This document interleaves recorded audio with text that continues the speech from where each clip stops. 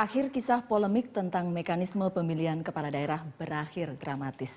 Dalam rapat paripurna yang berlangsung maraton hingga pada Jumat dini hari, Parlemen mengembalikan pilkada lewat DPRD.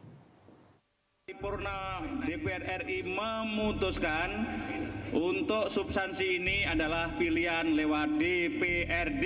Setuju? Arus balik terjadi di parlemen, tempat wakil rakyat mengambil keputusan-keputusan penting yang menentukan sejarah republik.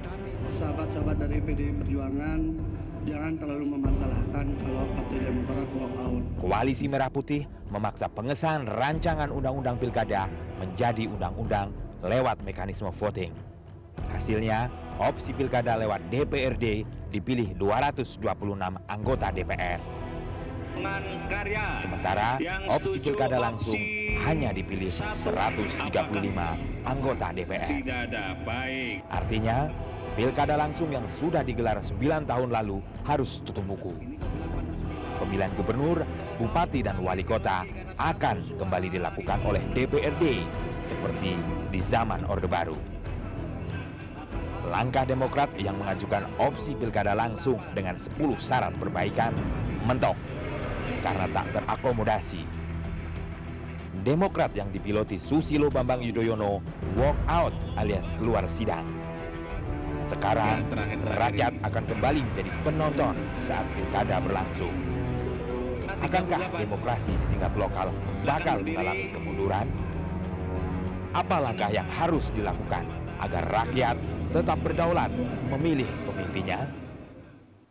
Ya, demokrasi angin-anginan itulah topik The Headlines kali ini. Dan untuk membahasnya kami telah mengundang Ruhut Sitompul, anggota DPR dari fraksi Partai Demokrat atau juga juru bicara Partai Demokrat ya Bang Ruhut ya. Dan J. Kristiadi, peneliti senior dari CSIS. Dan hadir pula Don Bosco Selamun, pemimpin redaksi Berita 1 News Channel, serta Burhanuddin Muhtadi, Direktur Eksekutif Indikator Politik Indonesia. Bapak-bapak, terima kasih sudah hadir di The Headlines. Dramatis? Sangat dramatis, tapi juga ada dramatisasi di sana. Tetapi yang penting untuk saya ingin share perasaan pribadi saya. Sebagai wartawan akan agak berbeda. Saya merasa, baru kali ini saya merasa menjadi warga negara yang paling idiot. Ketika mendengar pilkada itu diambil lagi oleh DPRD. Saya merasa, saya selama ini sudah belajar, dan mungkin juga banyak orang lain belajar, termasuk penonton kita sudah belajar. Lalu tiba-tiba diambil alih dan dibajak, seolah-olah menganggap saya menjadi orang warga paling bodoh dan menjadi idiot betul di mata DPR. Saya tidak tahu apakah orang lain juga punya perasaan. Apakah Mas Burhan juga punya perasaan yang sama? Iya. Ya, apa yang terjadi tadi malam itu bagian dari proses politik yang sebenarnya biasa, tetapi menyangkut hajat hidup dan sekaligus daulat rakyat yang selama ini dijunjung tinggi. Menjadi luar biasa karena Partai Demokrat itu menjadi penentu hasil akhir dari kemenangan opsi pemilihan lewat DPRD. Sesuatu hal yang justru menjadi kontras kalau kita bandingkan dari prestasi sekaligus capaian Pak SBY yang selama ini justru diuntungkan dari proses pemilihan secara langsung. Jadi menarik buat saya karena setidaknya ada 3 tafsir ini. Ya, tafsir pertama adalah tafsir umum mengenai mengapa Partai Demokrat melakukan political manuver seperti itu, yaitu SBY menjadi semacam kingmaker di balik drama politik tadi malam untuk kemudian dia sekedar melakukan politik pencitraan. Ini tafsir pertama yang kita baca dari Twitter, Facebook, ya ini gitu ya. Yang kedua, itu terjadi semacam situasi keotik, ada situasi yang mess betul di dalam Partai Demokrat sehingga ada koboi-koboi Partai Demokrat yang memanfaatkan ketidakhadiran SBY dan ketidakmampuan kontrol di dalam sidang paripurna untuk kepentingan personal. Yang ketiga? Yang ketiga terkait dengan kegagalan komunikasi politik ya. Jadi saya harus mengatakan ada semacam ketidakcakapan, terutama dari PDI Perjuangan untuk mengambil bola yang sudah dilemparkan dari Partai Demokrat. Jadi 3 faktor ini, tapi yang pertama saya kira sekarang yang muncul ya. 3 faktor sehingga dan tiga SBY jadi trending topic. Iya, ya. itu jadi persoalannya. Soalnya begini, drama gitu semalam. Tetapi kemudian kok yang jadi peran antagonisnya di belakang hari jadi Demokrat dan terutama Pak SBY jadi dibully. Bang. Ya, karena SBY ibarat pohon, semakin tinggi pohon semakin kencang angin bertiup di atasnya. Apapun kami tetap pilkada langsung. Oke. Dan semua tahu ini lahir di era Pak SBY. Kan tadi dikatakan oleh Berita 1 9 tahun. Pak SBY presiden 10 tahun. Jadi ini periode Pak SBY. Kamilah yang tahu mau DPRD, mau langsung, tak ada gading yang tak retak. Kita setuju semua itu bahwa tidak ada gading yang terletak. Semuanya pasti punya kekurangan. Persoalannya kemarin itu kan kemudian apakah kekurangan itu diperbaiki atau kemudian diganti gitu kan? Iya.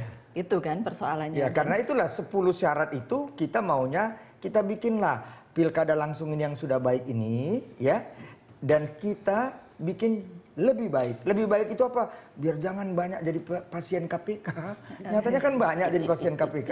Cuma Demokrat tetap mengambil manfaat yang tidak terlalu bagus sesudah hari Manuvernya begini, manuvernya putusan. ya. Kalau misalnya kita percaya pada tafsir yang pertama, pertanyaannya adalah apakah SBY seceroboh itu gitu ya? Seceroboh dalam pengertian kita tahu dia politisi kawakan yang memainkan skenario politiknya sedemikian rapi.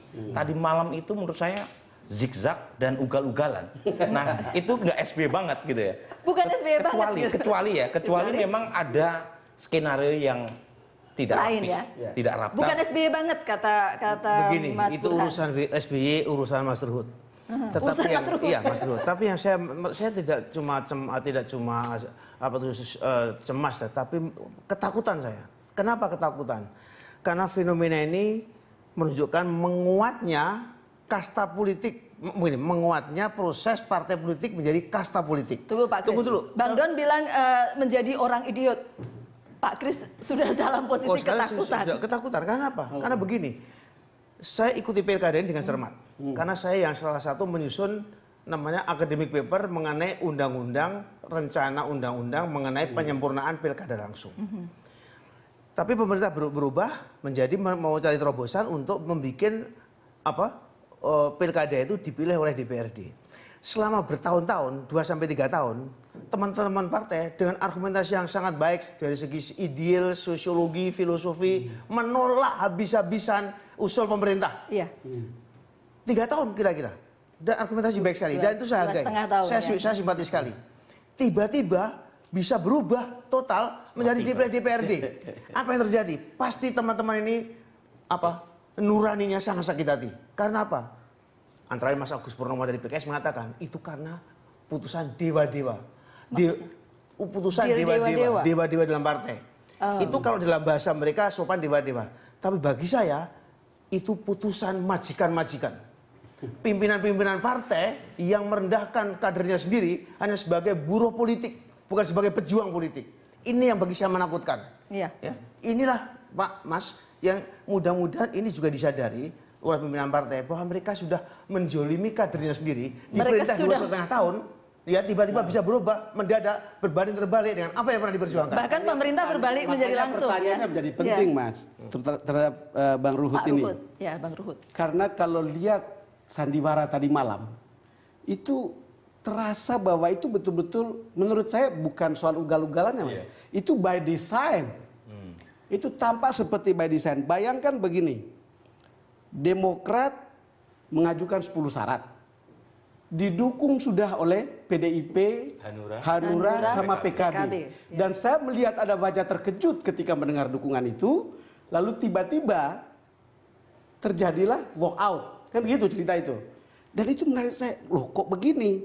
Lalu kemudian yang kedua, saya kok melihat, kan setelah walk out, tiba-tiba ada press conference di New York oleh Pak SBY. Lacak siapa otaknya? Inisiatornya. Ini bukan keputusan dia gitu. Lalu ketika hal itu terjadi, saya masih pikir ini konsisten dengan apa yang dikatakan oleh Pak SBY di YouTube. Bahwa pemilihan langsung itu adalah sudah seharusnya begitu. Tetapi bagi saya begini, kenapa tidak ada kesempatan untuk tawar-menawar lagi? Untuk kembali, langsung walaupun kemudian Mas Burhan misalnya menyalakan PDIP tidak lincah begitu. Itu Kenapa tidak ada tawar-menawar lebih lama untuk bisa membuat itu sampai ke persetujuan untuk tidak seperti tadi malam hasilnya? Apakah by design atau kecelakaan? Ya itu dia. Kata-kata yang muncul Pertama tidak by design dan kedua tidak kecelakaan. Tapi murid daripada abang kita ya, yang kebetulan kemarin yang minta walk out ya. Benny Kaharman maksudnya, ya. Walaupun ditugaskan oleh ketua fraksi saya atau Pak Max Kokoa, yang saya lihat betul. Saya tanya sama Benny, Ben, kan udah baik kawan-kawan kita ini. Yep. Mendukung. Ya sekarang Bang lagi rame ini di paripurna 5 jam Bang lobbying, mereka nggak mau.